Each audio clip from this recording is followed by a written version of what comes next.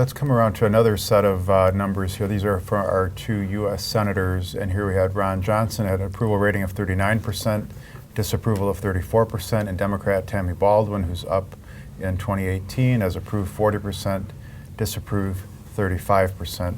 So what do you make of those numbers? I was a little surprised that Johnson, who won re-election, right? So there was, in the run-up to the election, we kept talking about, well, no one knows who Ron Johnson is. Then everybody voted on him.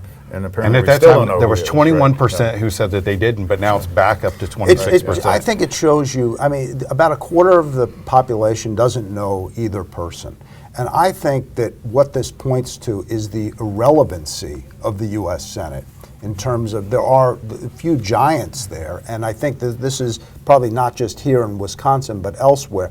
Basically, people who know them kind of like both of them, but the fact that 1 out of 4 registered voters don't have enough of an opinion to form on them, I think it's not their problem. It's the problem that the U.S. Senate has just been a wasteland for many years. I think it is Tammy Baldwin's problem, since she's running for election in a year and a half and she's at 40%.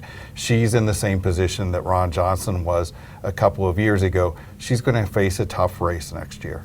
And they both are in that dynamic of in their first term, so their first re-election, and she'll be running in a year when Scott Walker's on the ballot. And it's the same way Ron Johnson was running in a presidential year, so that and gets the winds maybe come back a little bit towards the Democrats. That normally is what happens in the off-year election. The out party gets some gains, but she's going to have a tough time. There are probably half a dozen Republicans who are all credible, serious candidates, taking a look at the race, any one of whom would be a very serious challenge to Baldwin. She has picked up a little ground. The last time the poll was done, it was even. Her negatives and positives were even, and now she has like a 5-point bump. I think it's pretty soft, though. I think that you'd have to say it's soft. Yeah. No, I think she's in this exact same position Ron Johnson was in. Let me ask who you guys are watching in terms of the potential Republican opponents. We've had a couple, Sean Duffy, for instance, said he's not running, but who's the one that everybody's waiting to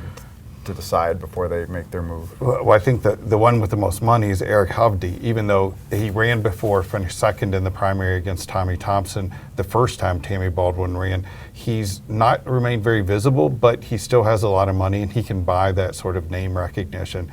I'm interested. Vukmir is making noise, like she's making the rounds in Washington. Yeah, she's been in Washington the past week, meeting with lots of people. I think it's pretty clear that she wants to run. Dale Koyenga is making a move. Kevin Nicholson, who nobody outside of politics has heard of, is sort of trying to present himself maybe as the fresh-faced guy, a businessman and U.S. Marine, former U.S. Marine. So there's a lot of good options for them, and of course Fitzgerald, the leader of the Senate, is taking a look at the race. And Sheriff Clark has changed his position from "I'm not interested" to maybe. I don't say no. I never say no, but I'm less than 50-50 in terms of interested in this race.